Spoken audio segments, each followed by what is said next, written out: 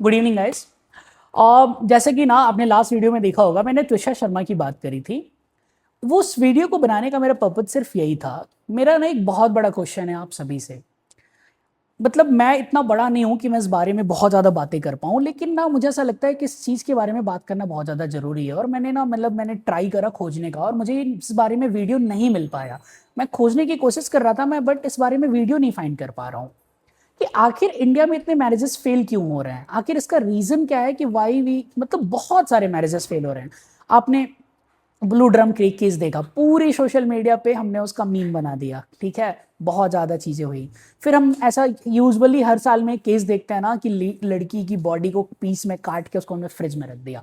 मतलब आप सोच के ना, मतलब अगर आपने बहुत ध्यान से इस बात को सोच लिया ना, तो you not be able to eat. इतनी हीनियस तरीके के केसेस है। और तुषार शर्मा के केस हमने देखा है जिसमें वो लगा कि सुसाइड किया उन्होंने। आई डोंट नो क्या है वो, नहीं पता हमें। जब तक इन्वेस्टिगेशन हो रही है हम इस पर कोई एलिगेशन या फिर कोई चीज़ नहीं लगा रहे। But this is the kind of case. मुझे ऐसा लगता है ना, एज मच आई फील, जैसा कि मैंने बात करा बहुत लोगों से, मैंने थोड़े से इसके ऊपर अपने बड़ों से बात करा, तो मुझे ऐसा ये लगता है कि मुझे उनसे क्या पता चला कि इंडिया में एक ट्रेडिशन था कि स्टार्टिंग में पहले क्या होता था ना, बहुत साल पहले, अच्छा हजारों 10,000 साल पहले, कि कभी भी किसी लड़की की या लड़के की शादी होती थी ना, तो उनकी सहमति के साथ उनकी शादी होती थी। फिर बीच में एक ऐसा पीरियड आया मेडिवल टाइम पे, ये सब खत्म हो गया।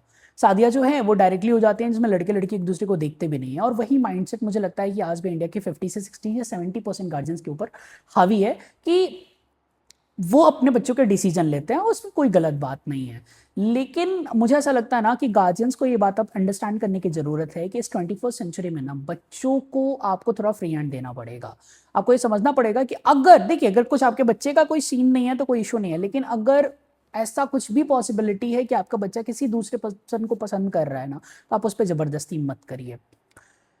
ये ना मुझे ऐसा लगता है। और दूसरी चीज़ ये है ना कि मुझे ऐसा लगता है कि 21st जनरेशन में, मैं खुद भी इसी जनरेशन का हूँ, और मैं खुद भी, मतलब मैं ये नहीं कह सकता हूँ कि मैं बहुत बुढ़ा सा हूँ कि मैं कोई चीज़ वो करूँ।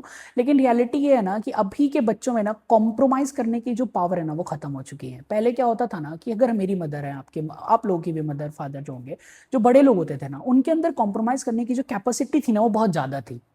वो किसी चीज को ना सह सकते थे, सह लेते थे, वो कॉम्प्रोमाइज कर लेते थे वो चीजें। लेकिन अब ना इसको ट्रेडिशन बना दिया है हमने जनजी ने कि हम क्यों कॉम्प्रोमाइज करें। As a girl why we compromise, या फिर as a boy why we compromise. ये नहीं होना चाहिए। अगर जब तक लाइफ में ना थोड़ी सी चीजें हमेशा आपके अकॉर्डिंग नहीं होती है, आपको ये समझना पड़ेगा कि sometimes we need to compromise some things. अगर हमें लाइफ में ना, अगर हमें किसी रिलेशन को भी मेंटेन करना होता है ना, तो हमें जो पर्सन होता है, मदर से भी आप हमेशा एग्री नहीं करते हो 100% में, आप फादर से भी हमेशा 100% एग्री नहीं करते हो। तो फिर जब आपके साथ किसी की शादी हो रही है ना, तो आप ऐसे कैसे अज्यूम कर सकते हो कि उससे आप 100% वो चीज़ आप जो आप चाह रहे हो वही होगा। ये चीज़ मुझे लग रहा है सबसे बड़ा प्रॉब्लम आ रहा है।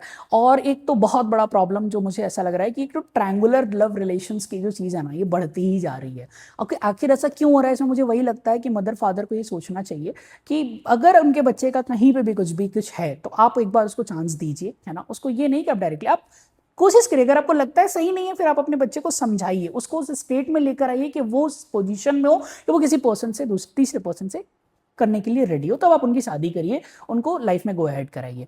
ठीक है, ये चीज़।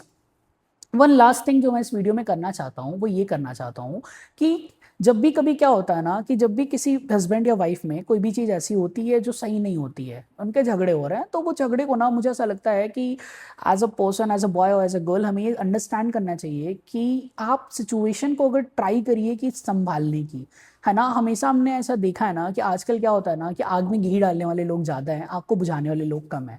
आप दूसरों की मत सुनिए, और इंस्टाग्राम को तो मत ही सुनिए बिल्कुल भी। क्योंकि इंस्टाग्राम क्या करता है ना, उसके एल्गोरिथम ऐसे सेट होते हैं कि अगर आप उदास हैं ना, तो वो आपको इतने उदासी भरी रील्स दिखाता है कि आपको ऐसा मन करने लग जाता है ना कि भाई, मैं तो दुनिया का सबसे उदास पर्सन हूँ, और ये रियलिटी है। और अगर आप खुश हैं तो बहुत अच्छी रील्स आ रही है। और अगर आप, मुझे नहीं पता इंस्टाग्राम को कैसे पता चल रहा है, because it is like that. आप एक वीडियो लाइक करते हो, हर वीडियो आपको उसी तरीके से आता है, तो उस चीज़ पे थोड़ा सा ध्यान रखिए। आई होप कि आपको थोड़ा बहुत ये वीडियो अगर पसंद आया हो, तो आप इसके ऊपर सोचिएगा ज़रूर। कुछ भी आपके आइडियाज़ अगर हो इन चीज़ों को लेके, तो let me know in the comment box. Thank you guys. Like, share and subscribe if you like it. Thank you.